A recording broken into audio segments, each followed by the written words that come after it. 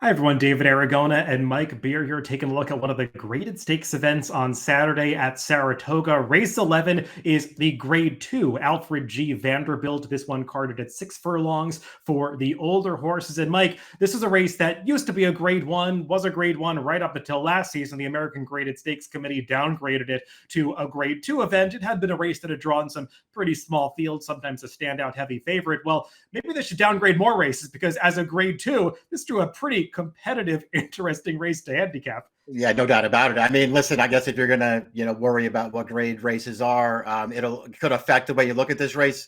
Make no mistake about it; it's a Grade 1 field again. Number 5, Bookham Dano is coming off a victory in the True North during the Belmont Stakes Racing Festival, where he beat another pretty strong field for the grade that race was given. And he's just the horse to beat. He's been in great form recently. And Mike, as we take a look at the Timeform US pace projector for this race, you will see Bookham Dano shown towards the back of the pack with the late pace flag. Now, I do agree with the late pace flag. He's a pretty strong finisher and probably the strongest finisher in the field. But I'll be interested to see where he's placed early in this race because he definitely doesn't have to be that far back, but there is that danger that he can get shuffled a little further back, as we saw in some of the races towards the end of last season. Yeah, it's happened to him before, and it's something you do have to be cognizant of. But assuming a good break in this race, David, and no early trouble, he can be a lot closer to the pace, especially if they're not going that fast. We'll see what kind of trip he gets in here. He's just one of those horses, aside from just being really good and one of the best sprinters in the country, he's so reliable. He's run 14 times. There's not a bad race on his card. The horse shows up every single time. And Mike, the key to this pace scenario is obviously the number 1, Skelly, who was shown on a clear early lead in a favors frontrunner situation. This is obviously a pace projector play, but one of the concerns with Skelly is always the start of races, and especially with him breaking towards the inside. If he breaks slowly, there's a real danger he could be nowhere in the early stages. Yeah, it is a real danger. It's something you do have to be aware of. Skelly's a really fast horse. He has a lot of speed, but he is not good from the gate. He never has been, and is just based on his 3 starts this year, he still isn't. He has real trouble getting out of the gate. Well, everybody, as we get into the contenders for this race, please hit that like button, the thumbs up below this video if you're watching on YouTube, to let us know that you like this kind of content. Make sure to subscribe to the Daily Racing Form YouTube channel. And this race is so interesting to handicap. We want to hear from you. Let us know who your pick is in this Alfred G. Vanderbilt on Saturday. Well, Mike, we were just talking about Skelly being the key to this pace scenario. We'll assess his chances, and it's pretty obvious that if he shows up with his best effort, he's probably going to win this race. I mean, he's got buyer speed figures, Timeform US speed figures that just tower over this field, particularly that 110 buyer that he earned 2 back in the Lake Hamilton at Oaklawn Park. Now, he had some things in his favor that day, a sloppy track. He clearly loves wet going, and he got his preferred surface that day. He was also facing some competition over this winter and spring at Oaklawn that clearly not up to the level that he'll be meeting here. And also, he broke better in those races, but last time out in the Aristides, those gate problems reared their ugly head again and broke a step slowly, and he could never get back into position in a very fast-paced race.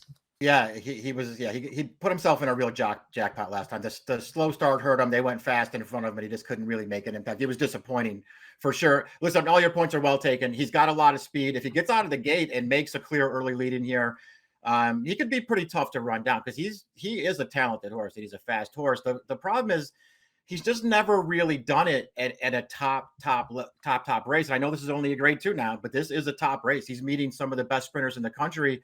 And not only has he never beaten those horses, David, as fast as he is, Asmussen's never treated Skelly like he was a top sprinter. It really bothers me. Same here, and I think the key race for Skelly is this exact race last year where he had everything lined up perfectly for him. He was drawn the far outside post where the break wasn't even going to matter. He broke fine, got to the front end, and still got run down in the late stages. So now with a tougher post, I wonder if he's going to be able to go one better in here.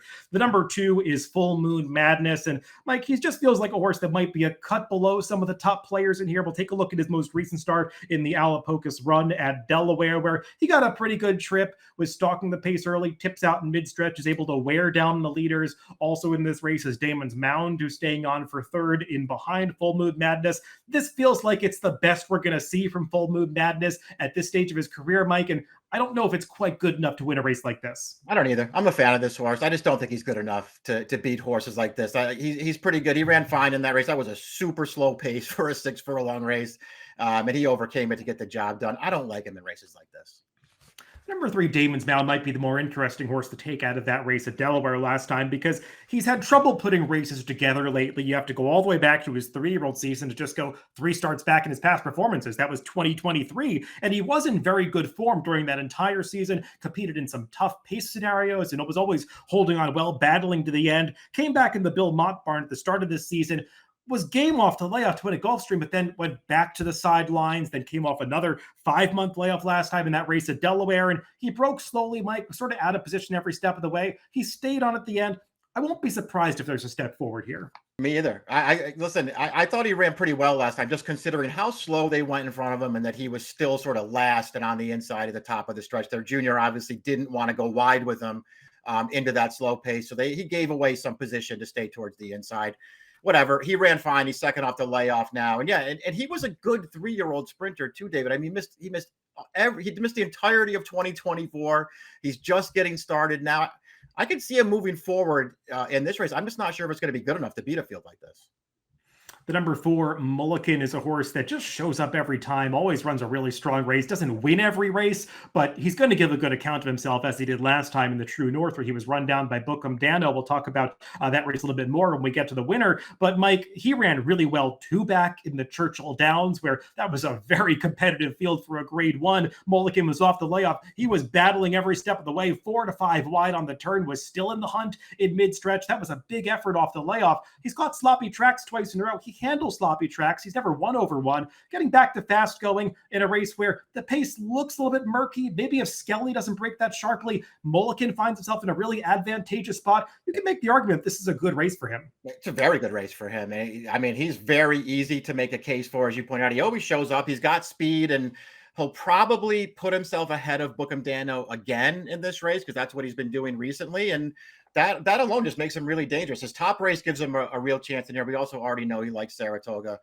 He ran really well up here, winning a Grade 1 race last summer. So he's got all these things going for him. The one thing you do have to sort of remind yourself is now, and at least I do, his last 3 starts, the Cigar Mile, the Churchill Downs race, the True North last time, he was in against Bookham Dano in all 3 of those races. And in my opinion, feel free to disagree, Bookham Dano ran better than Mulligan did all 3 times.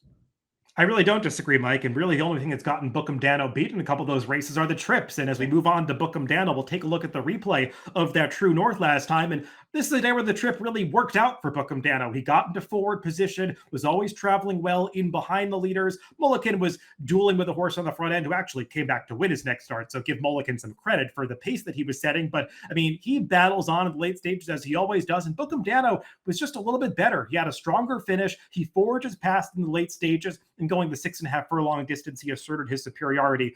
Mike, if you're going to knock Bookham Dano, maybe the distance is a slight concern because it feels like he's at his very best going 7/8. He gets it done going 6.5, runs up to a similar level. It always feels like he's just barely getting there in some of the 6 furlong races. I think about the Jersey Shore last year at Monmouth, where he was kind of run off his feet a little bit, just barely got up at the end. I worry if this is a tad too short for him, but just based on recent form, he's the one to beat. Yeah, I wonder about that too. I mean, I spent a lot of time thinking about that exact thing, David, where it's interesting too, because you're talking about the Jersey Shore, the 6 furlong. That's the only time he's run 6 furlongs since he was a 2-year-old. I mean, they don't even run him in these 6 furlong races. It'll be interesting to see if it works against him just from watching him run. And we already talked about, how, maybe there's a chance he could lose position early in this race. And I guess I would worry about that, but I don't know, man. I watched this horse run, and I don't see any reason why 6 furlongs wouldn't be just as good for him as 7 furlongs is. He's just a good horse. He gets in position, and he finishes.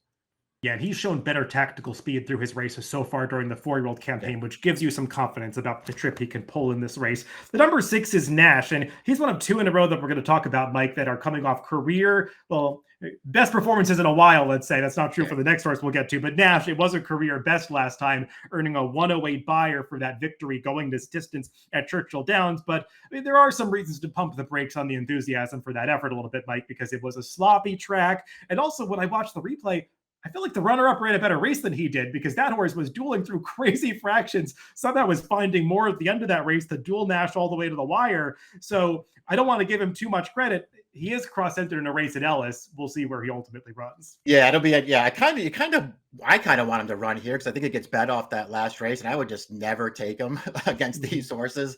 It's fun. I had the same concerns you did about his last race, David. First of all, I think the runner-up ran better than Nash did in there. And then you pull that horse's PPs. He gets a figure sort of out of nowhere. It doesn't make any sense with any of his prior races. It's kind of the same thing for Nash. I'm not buying that last race at all.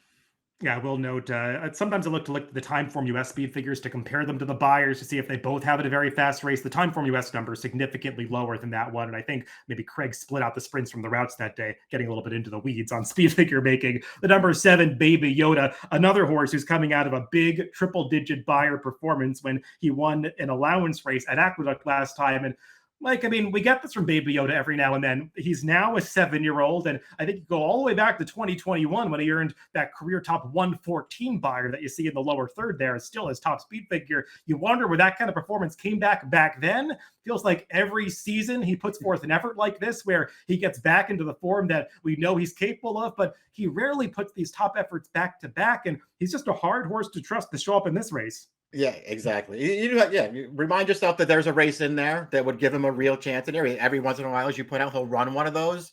It's the other thing that I think you have to always be cognizant of too, is we talked a lot about Skelly, who, the break's really important for him.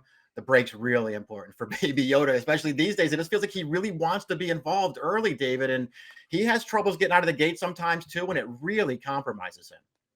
He does. And I think he's going to take some money off that last effort. It was a track record performance. He's a horse that always gets bet up in Saratoga. I mean, he was 3-1 in this race last year. So they just love to bet this horse up at the Spa.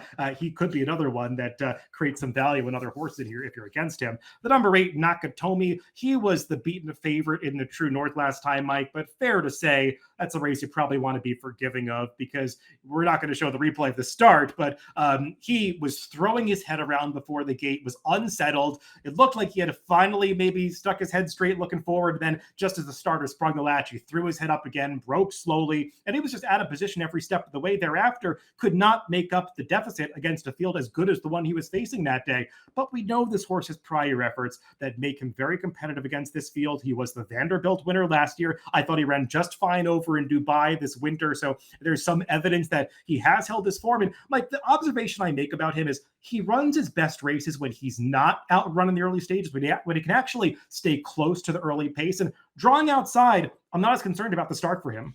I agree. Yeah, you'd have to be really forgiving. I mean, he totally blew the break last time, and it really worked against him. He's way better than that. He's got a bunch of races that would make him really tough in here.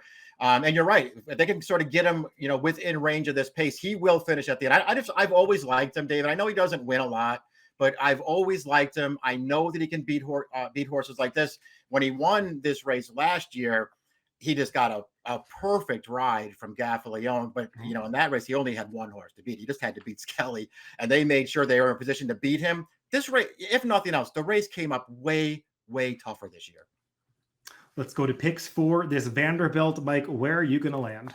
I'm going to stick with Bookham Dano, David. I just think he's one of the best sprinters in the country this year, and I just think he's right back in another good spot. I'm sticking with him. I thought long and hard about putting Nakatomi on top because I really like him. You have him on top. We see this race very, very similarly. I went 5-8. You went 8-5.